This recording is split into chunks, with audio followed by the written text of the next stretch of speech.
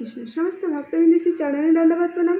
সর্বোপরি শিলা প্রভুপাদের চরণ সশ্রদ্ধ প্রণাম নিবেদন করে আজকের গীতা পাঠ শ্রীমদ্ভগবদ্গীতার ২ শ্লোক নম্বর ৪৪ পাঠ করে শ্রবণ করব। ভবৈশ্বর্য প্রসক্তানাম তয়া অপ্রহত চেতসাম ব্যবসায়িতমিকা বুদ্ধি সামোধন বিধায়তে।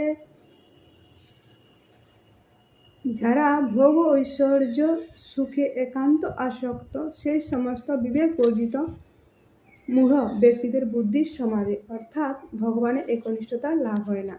তো আমরা এর আগে শুনেছি ভগবান ভক্তিযোগের কথা শুনিয়েছেন, তারপর ভগবান কর্তব্য কর্মের কথা শুনিয়েছেন, তারপর ভগবান জ্ঞানের কথা, তারপরে আত্মতত্ত্ব জ্ঞান বলেছেন ভগবান। এখন বলছেন এর আগের শ্লোক দুটোই বলেছেন ভগবান কেবলমাত্র ভক্তিযোগ অবলম্বন করো।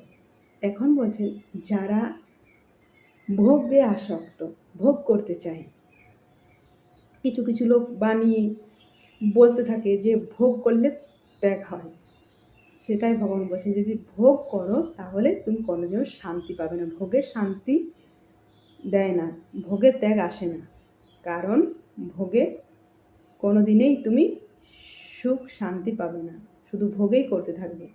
তো ত্যাগ করলে প্রকৃত শান্তি পাবে। তো ভগবান সেটাই বলছেন যে ত্যাগ করলে প্রকৃত শান্তি পাবে, শুধু ভোগ করে গেলাম তাহলে কিন্তু শান্তি পাবে না। ভগবান সেটাই পরিষ্কারভাবে বলছেন। তো ভগবান তো সবাইকে সবটা দেননি।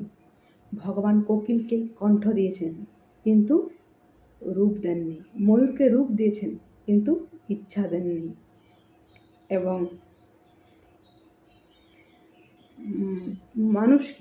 মানুষকে ইচ্ছা দিয়েছে, মানুষকে সন্তুষ্ট শান্তি দেননি। আর সাধুকে সন্তুষ্ট তিনি তাকে সংসার দেননি। তো ভগবান সবাইকে সবটা দেননি।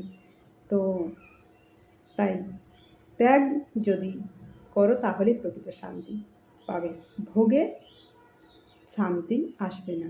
তো আজ এই পর্যন্ত, পরবর্তী আলোচনা পরের শ্লোকে। হরে কৃষ্ণ।